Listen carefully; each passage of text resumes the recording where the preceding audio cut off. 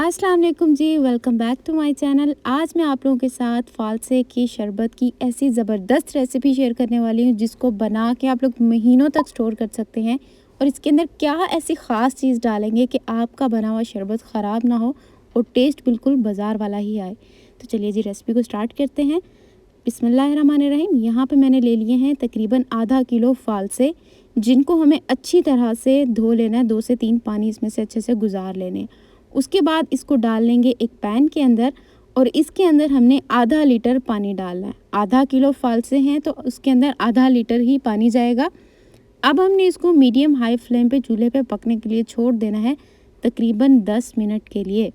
10 minute तक इसी तरह से इनको पकते हुए छोड़ देंगे। इनका कलर चेंज होगा और ये इसी तरह से पकते रहेंगे। कोई इसके अंदर आपको चम्मच वगैरह हिलाने की ज़रूरत नहीं है, खुद ब खुद ये पकते रहेंगे। बस 10 मिनट के बाद आपने इसकी फ्लेम ऑफ कर देनी है। आप लोगों ने इस चीज़ से बिल्कुल नहीं घबराना कि फालसे का कलर क्यों चेंज हो गया है। ये दोबारा वापस कैसे आएगा वो भी आगे चल के आपको बताऊंगी। कोई केमिकल हम इसमें नहीं डालने वाले। अच्छा, फिर हमने इसको अच्छी तरह से मैश करना है। बहुत गर्म है, हाथ से मत कीजिएगा, या तो फिर इसको रूम टेम्परेचर पे आने दीजिएगा या फिर इस तरह से मैशर से कर लीजिएगा। उसके बाद हमने इसके अंदर डालना है फ्रिज का ठंडा पानी।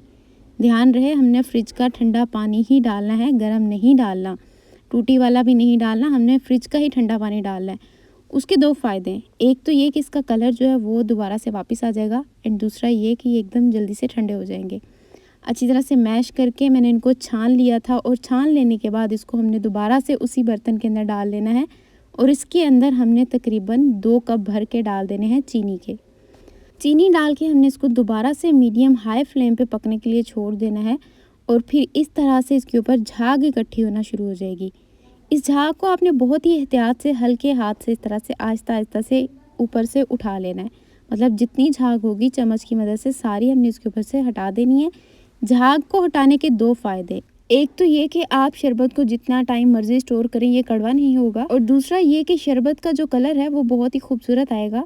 अभी तक अगर आप लोगों को मेरी रेसिपी पसंद आ रही है तो रेसिपी को लाइक ज़रूर कर दीजिएगा। चैनल पर नया है तो चैनल को सब्सक्राइब करना हरगिज़ नहीं भूलिएगा।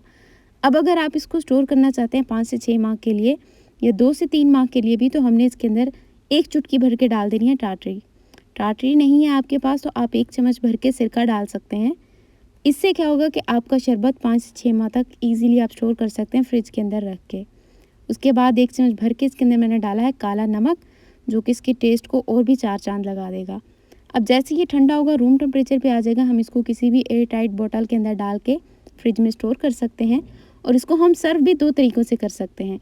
एक, हम इसको वाइट सोडा के साथ कर सकते हैं सर्व, और दूसरा हम इसको सिंपल पानी के साथ सर्व कर सकते हैं।